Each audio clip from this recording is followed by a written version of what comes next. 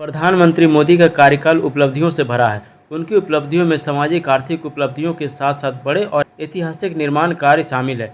इन निर्माण कार्यों में अयोध्या का राम मंदिर, नई संसद भवन, गुजरात में बना स्टेच्यू ऑफ यूनिटी जैसे निर्माण प्रमुख है। आइए जानते हैं कुछ ऐसी ही 5 प्रमुख निर्माण कार्यों के बारे में जो नरेंद्र मोदी के कार्यकाल में हुए, तो वीडियो को पूरा देखें। अयोध्या का राम मंदिर। बीजेपी ने अयोध्या में राम मंदिर को राजनीतिक मुद्दा बनाकर सालों तक इसे जिंदा रखा। सुप्रीम कोर्ट ने दशकों तक चले कानूनी विवाद के बाद नवंबर 2019 में सुनाए फैसले के बाद अयोध्या में राम मंदिर के निर्माण का रास्ता साफ किया।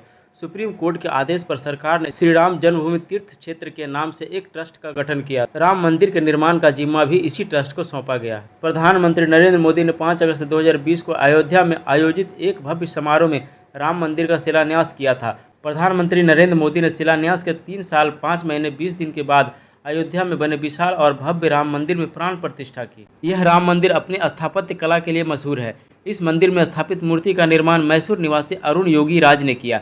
नागर शैली में बने राम मंदिर की लंबाई 380 फुट, चौड़ाई 250 फुट और ऊंचाई 161 फुट है। इस 3 मंजिले मंदिर का हर तल 20 फीट का है। इस मंदिर में 392 खंभे और 44 दरवाजे लगाए गए हैं।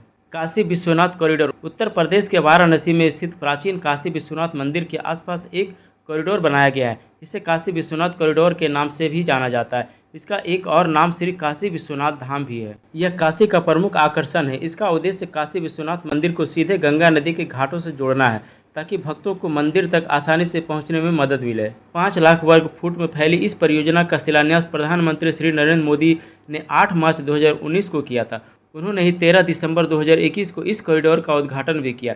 इसके निर्माण में 355 करोड़ रुपए की लागत आई। इसी तरह के एक कॉरिडोर का निर्माण मध्य प्रदेश के उज्जैन में किया गया, जिसे महाकाल कॉरिडोर के नाम से जाना जाता है। Statue of unity. गुजरात के नर्मदा जिले के सरदार सरोवर बांध के पास केवड़िया में स्टेच्यू ऑफ यूनिटी का निर्माण प्रधानमंत्री मोदी के कार्यकाल में बड़ी उपलब्धियों में से एक है। यह प्रतिमा साधु वेट नामक नदी द्वीप पर लगी है। स्टेच्यू ऑफ यूनिटी दरअसल भारत के पहले उप प्रधानमंत्री और गृह मंत्री सरदार वल्लभ भाई पटेल की प्रतिमा है।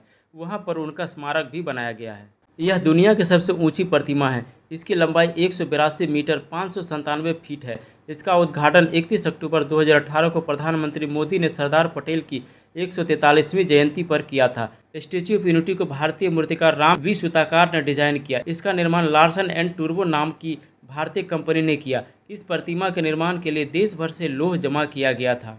नया संसद भवन। देश के लिए नए संसद भवन की जरूरत पिछले काफ़ी समय से महसूस की जा रही थी। कांग्रेस के नेतृत्व वाली यूपीए सरकार ने भी इस दिशा में कदम उठाए थे, लेकिन संसद के दोनों सदनों ने 5 अगस्त 2019 को सरकार से नई संसद के निर्माण के लिए अनुरोध किया। इस पर आगे बढ़ते हुए पीएम नरेंद्र मोदी ने 10 दिसंबर 2020 को नई संसद के निर्माण की आधारशिला रखी। इस नई संसद को 28 मई 2023 को देश को समर्पित किया गया। नई इमारत को पुरानी इमारत के बगल में ही बनाया गया।